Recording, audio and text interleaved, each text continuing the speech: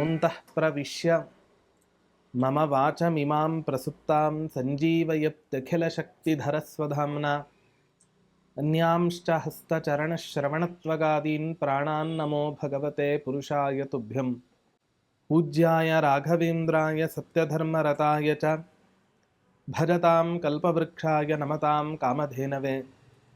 ದುರ್ವಾದಿಧ್ವಾಂತರವಯೇ ವೈಷ್ಣವೇಂದೀವರೇಂದವೇ ಶ್ರೀರಾಘವೇಂದ್ರ ಗುರವೇ ನಮೋ ಅತ್ಯಂತ ದಯಾಲವೇ. ತಪಸ್ವಾಧ್ಯಾಯ ಶುಶ್ರೂಷಾ ಕೃಷ್ಣಪೂಜಾ ರತಂ ಮುನಿಂ ವಿಶ್ವೇಶಮಿಷ್ಟದಂ ವಂದೇ ಪರಿವ್ರಾಟ್ ಚಕ್ರವರ್ತಿನಂ. ಶ್ರೀ ಗುರುಭ್ಯೋ ನಮಃ. ಹರಿ ಓಂ. ರಾಯರ ಸಹಸ್ರನಾಮಾವಲಿಯ ಈ ಚಿಂತನೆಯಲ್ಲಿ ಇವತ್ತಿನ ದಿನ ಓಂ ಭಜನ ಪ್ರಿಯಾಯ ನಮಃ.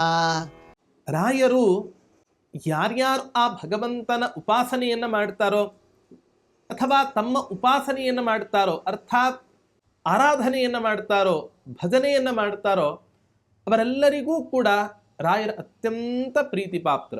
ಆ ಭಕ್ತರು ರಾಯರಿಗೆ ಅತ್ಯಂತ ಪ್ರೀತಿಪಾತ್ರರಾಗ್ತಾರೆ. ಇದರ ಉದ್ದೇಶ ಇಷ್ಟೇ, ರಾಯರು ತಮ್ಮನ್ನ ಕೀರ್ತನೆ ಮಾಡ್ತಕ್ಕಂಥ ಭಕ್ತರಿಗೆ ಅನುಗ್ರಹವನ್ನು ಮಾಡ್ತಾರೆ ಅಂದರೆ ಬರೀ ಇನ್ನೊಬ್ಬರಿಗೆ ಯಾರಿಗೂ ಕೂಡ ಮಾಡಲ್ಲ ಅಂದ್ರೆ ಅವರು ಕೂಡ ನಮ್ಮಂತ ಒಬ್ಬರು ಪಕ್ಷಪಾತಿಗಳು. ನಮಗೆ ಯಾರು ಸಹಾಯ ಮಾಡ್ತಾರೋ ಅವ್ರಿಗೆ ನಾವು ಅವ್ರ ಫೇವರ್ ಆಗಿರ್ತೇವೆ, ಇನ್ನೊಬ್ಬರ ಪರವಾಗಿ ನಮಗಿರ್ಲಿಕ್ಕಾಗಲ್ಲ. ಇದು ಜೀವನದ ಒಂದು ವ್ಯವಸ್ಥೆಯಲ್ಲಿ ನಡೆದು ಬಂದಂಥ ಒಂದು ಕಟ್ಟುಪಾಡುಗಳು. ಹಾಗೆ ರಾಯರೂ ಕೂಡ ಅಂತ ಆದ ನಮಗೂ ರಾಯರಿಗೆ ಏನು ತನ್ನ ವ್ಯತ್ಯಾಸ? ರಾಯರ ಧೋರಣೆ ಅಥವಾ ಉದ್ದೇಶಗಳು ಈ ಹಿನ್ನೆಲೆಯಲ್ಲಿ ಹೊರಟಿದ್ದಲ್ಲ.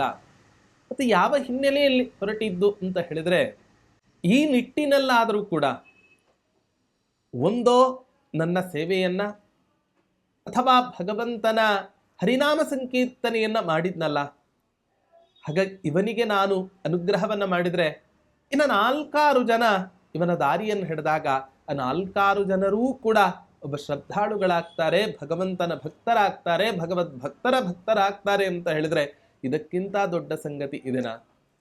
ಹಾಗಾದ್ರೆ ರಾಯರನ್ನ ಉಪಾಸನೆ ಮಾಡ್ಲಿ ಬಿಡ್ಲಿ, ಅವರಿಗೆ ಅನುಗ್ರಹ ಮಾಡಬೇಕು ಅಂತಾದ್ರೆ ಎಂಥ ನಾಸ್ತಿಕನನ್ನೂ ಕೂಡ ಆಸ್ತಿಕನನ್ನಾಗಿ ಮಾಡ್ತಾರೆ, ಆಸ್ತಿಕನನ್ನೂ ಕೂಡ ನಾಸ್ತಿಕನನ್ನಾಗಿ ಮಾಡ್ತಾರೆ.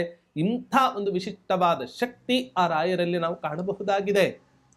ಆದರೆ ವಿಶೇಷವಾಗಿ ಆ ಭಗವಂತನ ಉಪಾಸನೆಯನ್ನ ಮಾಡಿ ಹರಿನಾಮ ಸಂಕೀರ್ತನೆಯನ್ನ ಮಾಡತಕ್ಕಂತಹ ಯಾವ ಭಕ್ತರು ಅಂತ ಇದ್ದಾರೋ ಆ ಭಕ್ತರಿಗೆ ಅನುಗ್ರಹವನ್ನು ಮಾಡತಕ್ಕಂಥವರಾಗಿದ್ದಾರೆ. ಹಾಗಾಗಿ ನಾವು ಕೂಡ ನಮ್ಮ ಜೀವನದಲ್ಲಿ ಬೇರೆ ಎಲ್ಲದಕ್ಕೂ ಕೂಡ ನಾವು ಸಮಯವನ್ನು ಇವತ್ತಿನ ದಿನ ಹೊಂದಿಸಿಕೊಳ್ಳುತ್ತೇವೆ. ಆದರೆ ದಿನದಲ್ಲಿ ಒಂದು 5 ನಿಮಿಷ ಹರಿನಾಮ ಸಂಕೀರ್ತನೆಗೆ ಅಥವಾ ಗುರುಗಳ ಮಹತ್ವವನ್ನು ಅರಿಯತಕ್ಕಂತಹ ಅನೇಕ ಕಥೆಗಳನ್ನು ನಾವು ನಮ್ಮ ಜೀವನದಲ್ಲಿ ಪ್ರತಿನಿತ್ಯ ಒಂದು 10-15 ನಿಮಿಷ ಅಥವಾ ಅರ್ಧ ಗಂಟೆಗಳ ಕಾಲ ಅದಕ್ಕೆ ಸಮಯವನ್ನು ವಿನಿಯೋಗ ಮಾಡಿದ್ವಿ ಅಂತಾದರೆ ನಮ್ಮ ಜೀವನದಲ್ಲಿ ಅನೇಕ ಬದಲಾವಣೆಗಳನ್ನು ನಮಗೇ ಗೊತ್ತಿಲ್ಲದಂತೆ ನಾವು ಕಾಣಬಹುದಾಗಿದೆ. ಹಾಗಾಗಿ ಅಂತಹ ರಾಯರು ನಮ್ಮ ಮೂಲಕವೂ ಕೂಡ ಅನೇಕ ರೀತಿಯಾದ ಹರಿನಾಮ ಸಂಕೀರ್ತನೆಗಳನ್ನು, ಗುರುಗಳ ಚಿಂತನೆಗಳನ್ನು, ಹೀಗೆ ಅನೇಕ ರೀತಿಯಾದ ಒಳ್ಳೆಯ ಕೆಲಸಗಳನ್ನು ಮಾಡಿಸಲಿ ಅನ್ನುವಂತಹ ಒಂದು ವಿಶಿಷ್ಟವಾದ ಪ್ರಾರ್ಥನೆ ಈ ನಾಮದಲ್ಲಿ ಇದೆ.